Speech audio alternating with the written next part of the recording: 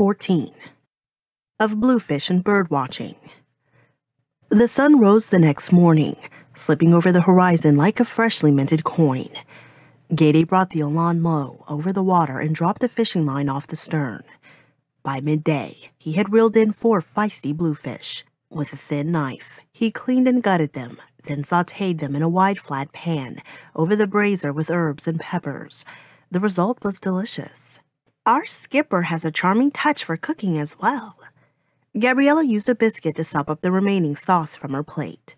Not just cooking, but all the business of sailing, Omanuju said, helping himself to more. Pilot and vessel are connected in ways we cannot see the eye alone. You notice the Elawn sails more smoothly under his hand than she ever did in mine. He was right, of course. Gabriella slept more soundly when Ghede had piloted the Elawn than she ever had when Omanuju was at the helm. It seemed as if even the wind blew more favorably when Ghede was at the wheel. Since Ghede had kept the ship low to fish, Gabriella had nearly forgotten her terror of heights. With her eyes closed, she could imagine the Elawn was no more than a simple skiff floating in Harkness Harbor on a calm day. All the normal sounds of a ship's timbers and rigging creaking and sails flapping were familiar and reassuring. So much so that after their lunch of bluefish she began to doze, stretched out in the sun and soaking in its warmth. She woke when Omanuju settled down next to her, setting a bucket of water and a lump of large soap on the deck with a thump. You showed great bravery on Kajil. If it weren't for you, Adamantis and I would be bones bleaching on the shore. She nodded, looking down at her skin still stained scarlet, a stark reminder of the danger they had been in and the desperate lengths she had gone to. I'm glad it worked. I am too, Miss Carlyle. I'm glad you chose to come along. It seems the dead judged wisely. He nudged the bucket. I brought you some soap and water, in case you wanted to remove your costume. A good deal of her skin was still quite exposed. Her mother would have called her immodest, even indecent. But something had shifted inside her since her performance for the Kajilin. No longer did she feel tall and gangly. Instead, she felt lithe and graceful. She was proud of the outline of muscles on her midriff, the tautness of her arms and thighs. For the first time, she felt made of the same capable stuff as grown women, as if they were no longer members of separate universes, but rather one and the same. Then she laughed, picking up the bucket and soap.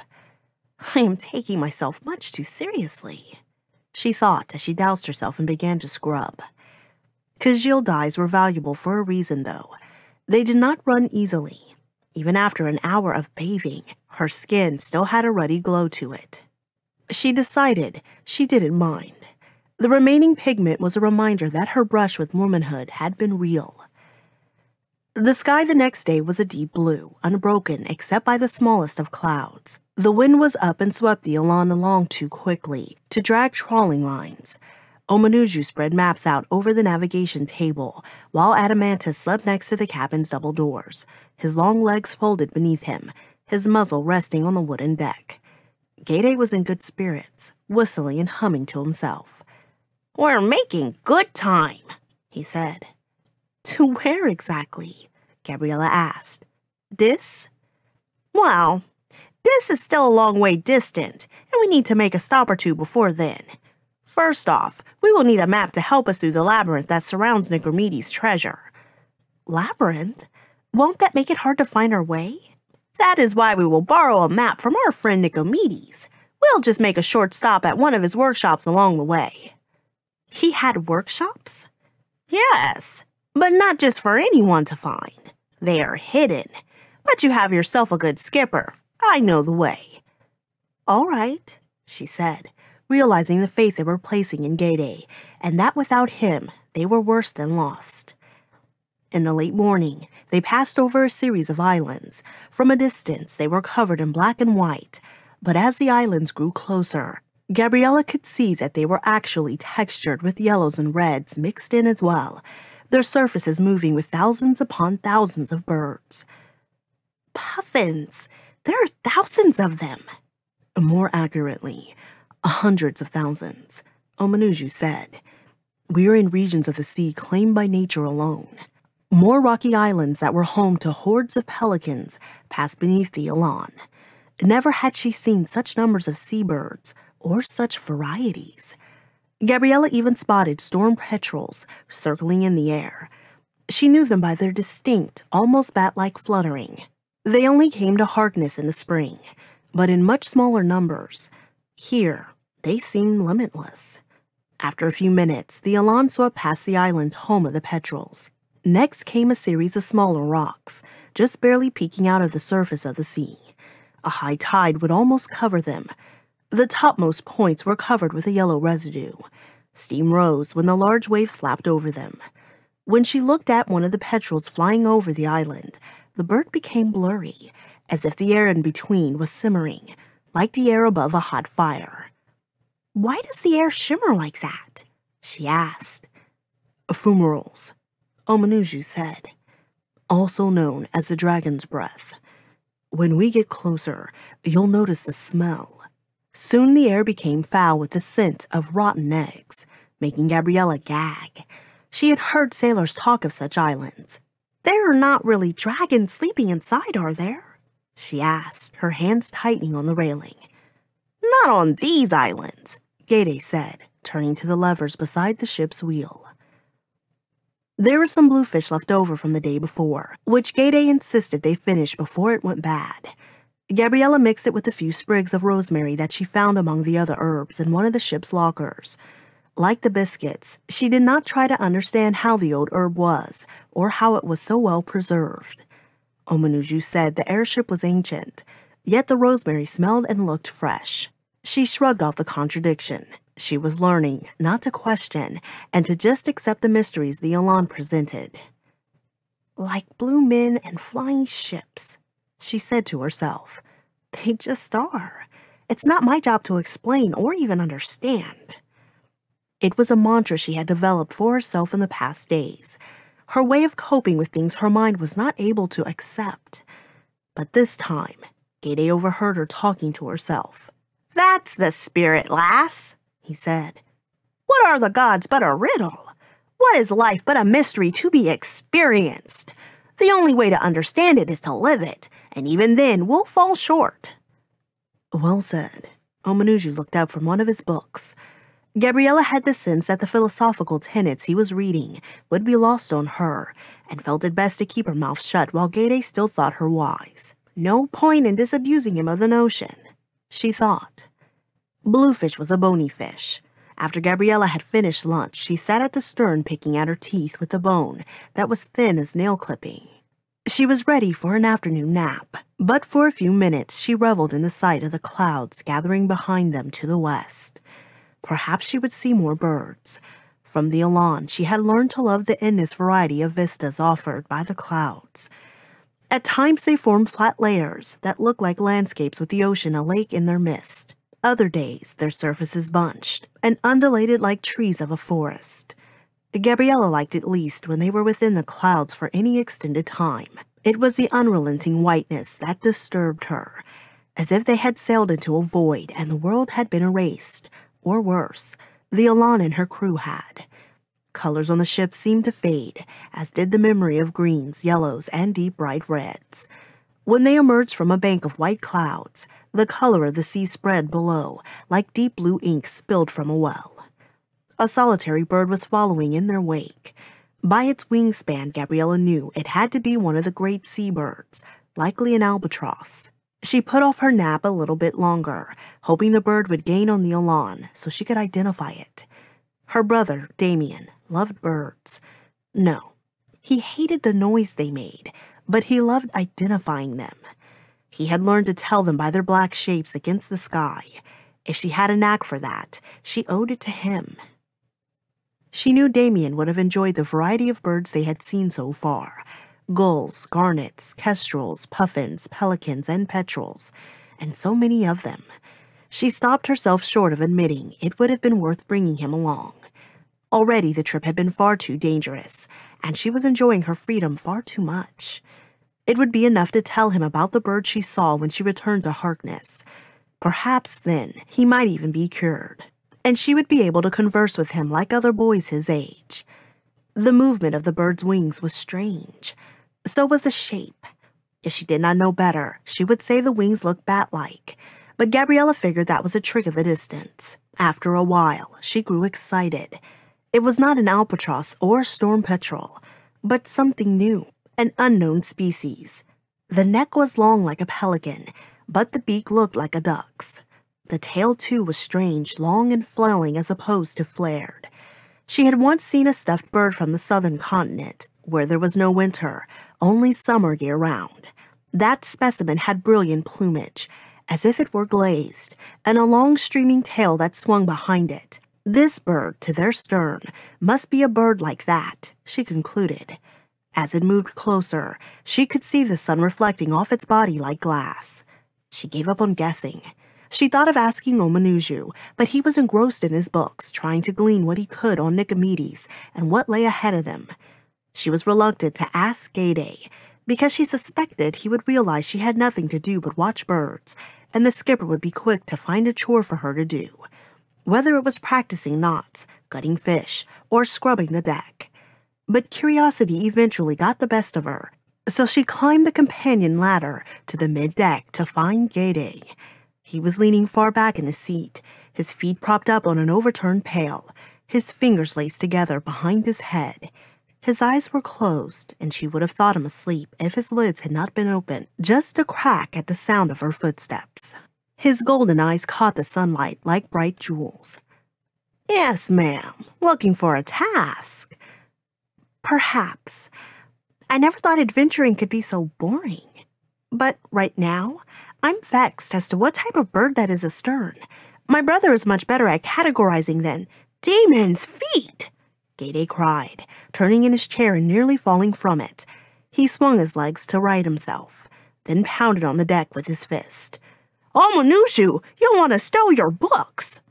He checked over the levers and the wheel, then raced from the bow to stern, tightening knots and locking hatches, leaving Gabriella alone on the mid-deck, wondering what it was she had said. All the while, Ghede was constantly checking over his shoulder. His brow furrowed as the bird grew as it came closer. Omanuju folded back a page and closed his book. "What is it, Ghede?" "The girl is bad luck. A magnet for fiends she is."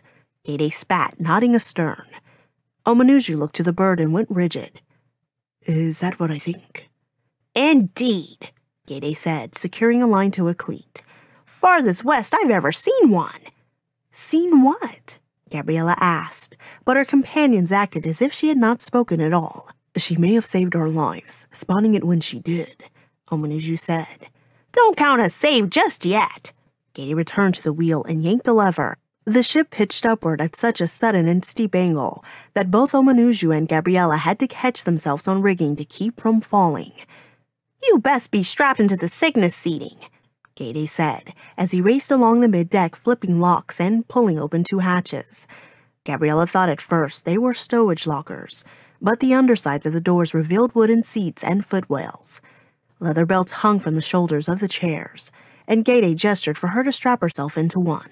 "I'll secure Adamantus," Omanuju called, running back to the stern. "Don't dawdle," Ghede said as Gabriella climbed down into one of the seats. He planted a foot next to her elbow and tightened the harness around her. "I can already feel those sylphs are not far off, and this will bring them running." "Sylphs? Those black things from the pots on Harkness. They are back?" "They grow larger when they feed on our fear." Ghede checked the buckle at her waist. "Whose fear? I'm not scared of a bird." Ghede clicked his tongue. "You will be." Omanuju slammed the double doors to the cabin, locked them, and scrambled up the slanted deck to take his place beside Gabriella, strapping himself into his own harness. The air had grown noticeably colder as they climbed, and Gabriella wished she had her cloak. She was sickened by their increasing height, but did not understand the panic of her companions. "Omanuju, what is going on?" "Well," he said, testing his harness, "Ghede is right. We did not expect to see any until we were well past Foyle Island. This one is far afield. Must be a wandering male." "Male what?" Her stomach lurched as Ghede pulled the nose of the ship higher. The air was biting cold now, and Gabriella's teeth began to chatter. Omanuju swallowed and paused. "I'm not sure how to explain this exactly." "How well do you know your species of dragon, lassie?" Ghede asked from behind them. Ever heard of a wyvern? Her bowels felt watery. Omanuju answered for her. Wyverns. They have the largest wings of any dragon. They are the long flyers of the species, like albatrosses among birds.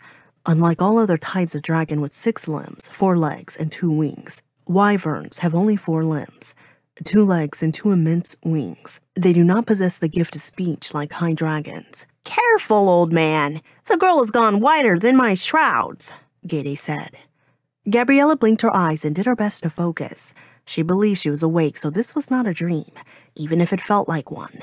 She turned, twisting against her harness, praying that this was still some sort of joke. Another test, perhaps. But the wyvern had drawn closer. Gabriella was stunned. The long spiked tail, the bat-like wings, the jaw she had mistaken for a duck's bill, the metallic glint of scales had come into focus. How could I have been so stupid?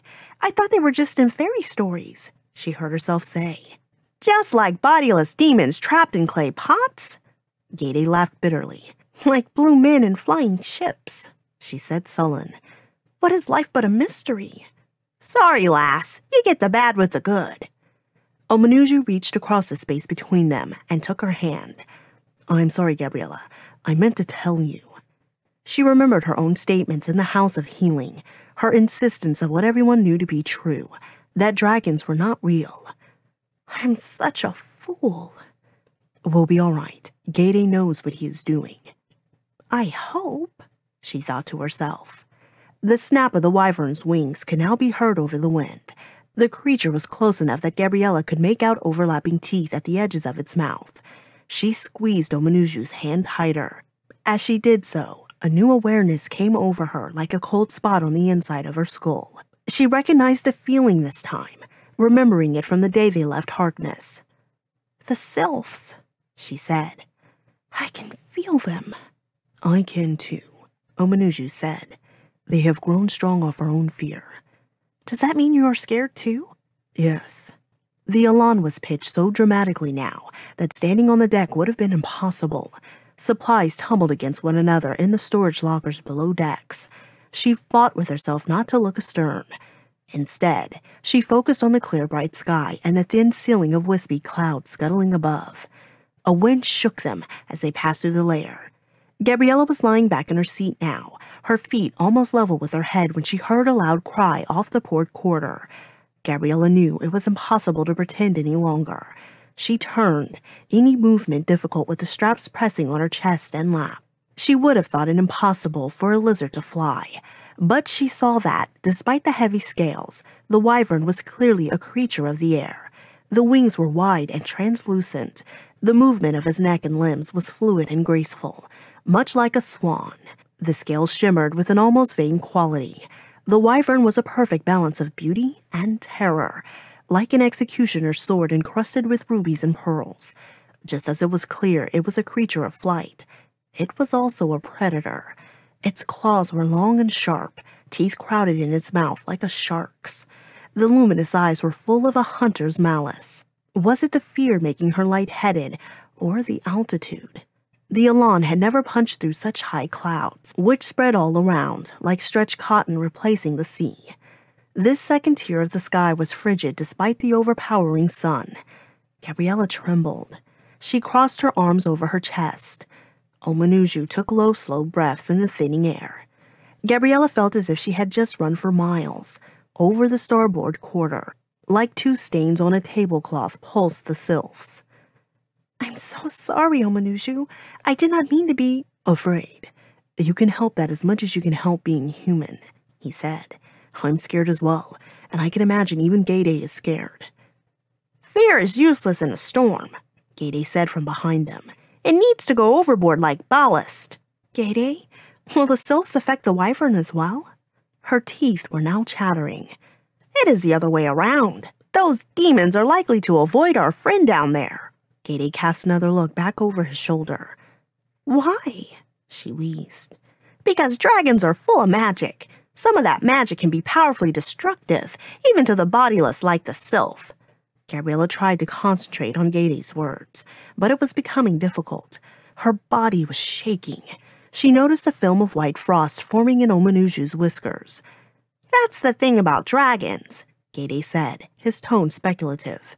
"They are the highest, most superior form of physical life on this little ball of earth. The perfect blending of magic and flesh. Amazing, really, and quite intelligent." "Intelligent enough to be reasoned with?" Gabriella asked, hope building in her chest. "Not wyverns. They can be dumb beasts. Killing and eating is what they do. Big flying barracudas, that's all they are." "I think I would definitely be less afraid of a barracuda." Ghede continued almost as if he were talking to himself. "It is a case where greater intelligence does not necessarily equal a better being. I mean, you humans have language and brains, but look what you do with them. Not a wyvern. They just are what they are. A wyvern just is. A lot to be learned from that." "Ghede?" Gabriella asked. The cold was becoming so terrible that Gabriella only ached to be warm again, even if that meant descending and facing both the sylph and the wyvern. The ship's wooden boards popped and moaned as they contracted in the cold. "Ghede, aren't you cold?" "No, but I bet you are. This is as high as we can go, I reckon, before you black out." "Thank the stars," Omanuju added, his head swaying as if he were drunk.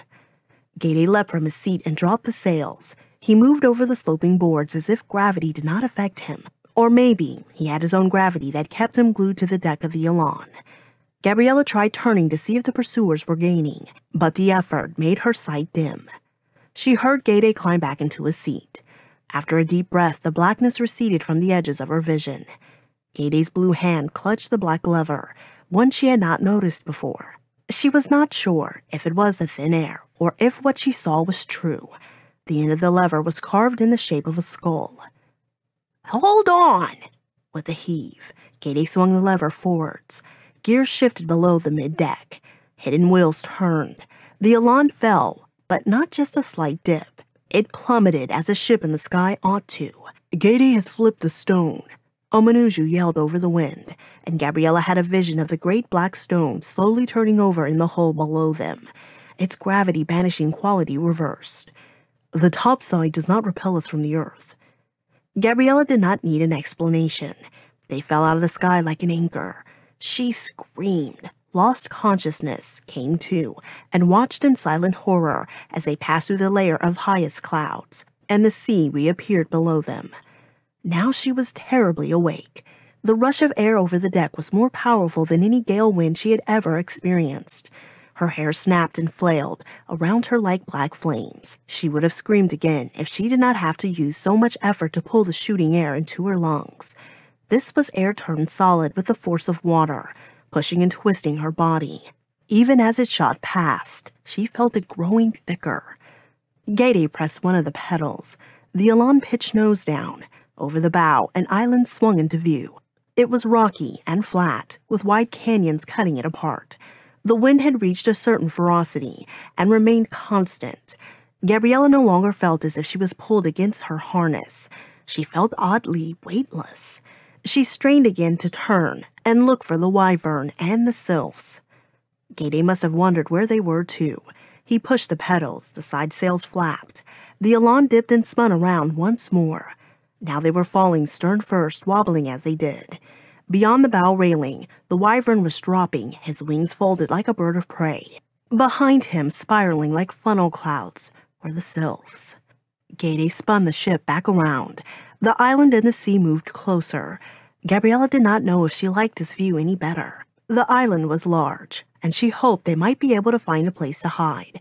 But they were also set to fall into the sea a quarter of a league away. She wondered if that was Ghede's plan, and he had just shown mercy in not sharing it with her. A sudden death, splintered to bits and then sinking into the abyss, was preferable to death by wyvern and sylph combined. They fell for a minute longer, and Gabriella, still lightheaded, contemplated the seals sunning themselves on the rocks along the shore. Their pups splashed in and out of a kelp forest bobbing in the waves. How she envied them their leisure, their ignorance of pure terror. Ghede broke her out of her reverie. "Hold on!" He threw the levers to the left of the wheel forward. Machinery wheeled and groaned. The Elawn changed pitch and direction abruptly. Gabriella was crushed into her seat, then flung backwards so that her head struck the high back of the chair. They were falling, but at an angle, as if they had been scooped out of their fall. Their momentum shot them forward, like a rock from a catapult. There was a sound of rippling canvas. Ghede had pulled another lever. This one turned the panel of sails parallel to the deck. The canvas between the joists was taut with the flow of air. The sail had become a wing, and the Elawn a glider, one moving at a tremendous speed. The air felt more solid than ever. Its flow was holding them aloft. Gabriella wondered if they would be able to escape entirely, but the pursuit was not yet over. The wyvern spread his own wings, executed a tight half-loop, and flapped quickly to catch up with them. "Go, Ghede! He is gaining!" "This rig only coasts, darling." Ghede kicked a pedal and swung the Elawn to starboard as the wyvern took a swipe at the port quarter. "And dodges. I can't speed her up." Ghede steered them toward the island, where Gabriella could make out the beckoning mouth of a canyon, a delta shimmering in the sunlight. They were close enough to the island that the barks of the seals playing in the kelp and the hiss of a sea wash surged up to them. Gabriella could also hear the thwomp of the wyvern's wings snapping greedily, scooping air in as it chased the Elawn. The predator desperately wanted to reach them before they slipped between the canyon walls. Had it arms, it could have grabbed hold of the rear of the ship. The wyvern was so close that Gabriella could see the cracks of its talons and the arteries pumping with blood in the thin membrane of its wings. Ghede heard the creature's wings and pushed the skull-top lever back into its original place. The Elawn floated as the rock was turned and the ship shot upwards. For a moment, it seemed to sit in with the air motionless. Now the wyvern was below and replaced near the stern by twin descending clouds of black. Ghede jammed the lever forward again. The stone flipped once more, and the Elawn dropped. There was a thud and a screech as the wyvern crashed into the hull. Gabriella prayed that they split its skull, but the spiked tail retaliated, snapping up over the side and striking the deck. Boards splintered as if an axe had fallen. Ghede reacted, spinning the ship on its axis so that it shot out sideways from between their pursuers. Then the wyvern and the sylphs collided in a brilliant moment. The sylphs exploded outwards, while the wyvern flailed wildly at their substance. They broke into 1,000 globules, like oil and water. Gabriella prayed to the gods that the wyvern and sylphs would destroy each other. But the globules coalesced into their full self forms and continued their descent, like ink poured from a spout. Clear of the sylphs, the wyvern flapped vigorously to regain his lost position in the race. The walls of the canyon rose higher on either side of the Elawn. The seals and their pups let out high-pitched barks of panic as the wyvern neared.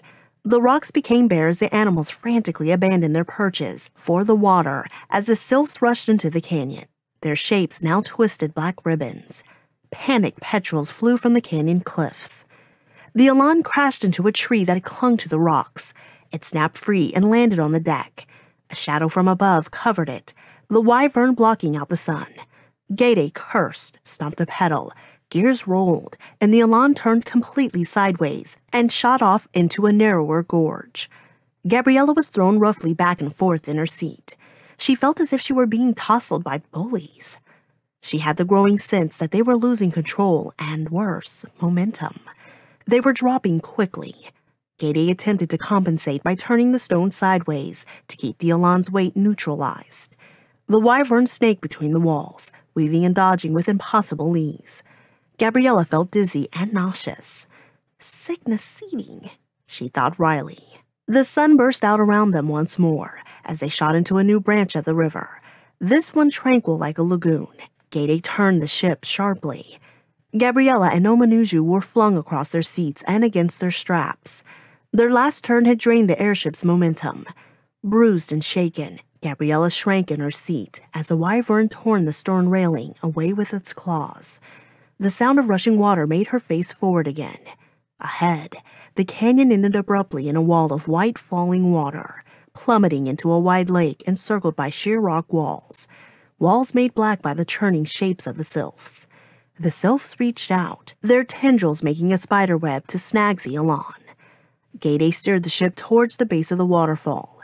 Gabriella tried to comprehend what the skipper was doing. Maybe, if they survived the impact, the water would protect them from the sylphs. But would that help with the dragon? The sylphs poured themselves downward, onto the deck into pools that surged toward Gabriella and Omanuju. She could feel her life force draining out of her. But the falling water rushed over them, hammering the planks of the ship. The sylphs disappeared like steam swept away by wind. The water passed over Gabriella, slapping her in the face. Her senses returned, just in time to feel the crash, she thought. But the crash did not come. The water moved like a curtain over and behind them. The ship shuddered as it scraped its bottom on stone. The Elawn spun around in a circle, and Gabriella watched cavern walls go by in a blur until the ship slowed its spinning and came to a halt in a dark cave. To Gabriella's relief, the opening of the cave was completely concealed by the falling water. She jumped as the waterfall flashed red. A winged shadow passed before it, then disappeared. The wyvern did not seem willing to brave the water either. Gabriella lifted her head and turned around them. The floor was flagstone, and the walls of the cavern had been shaped neatly into right angles. She could see doorways and iron rings for holding torches. Windows had been cut into walls, and she caught sight of furniture, tables, stools, benches, and even shelves lined with books. "Good thing wyverns and sylphs don't like water much." "Ghede, once again you have proven yourself invaluable," Omanuju said, his hair a mess from the wind and water. "Thank thee, Elawn. She has done us well." "Gabriella," Omanuju said in a soft voice, "you can let go your belts now." She realized her hands were still clenched around her own harness, her fingernails gouging small crescent moons into her shoulder straps.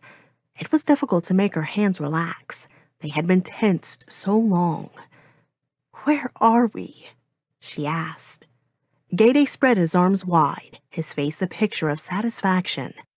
"Welcome to Nicomedes' secret workshop."